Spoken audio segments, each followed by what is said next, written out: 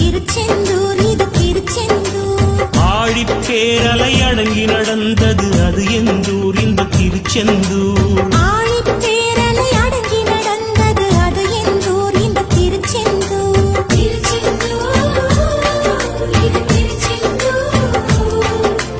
திருச்செந்தூர் இது திருச்செந்தூர்.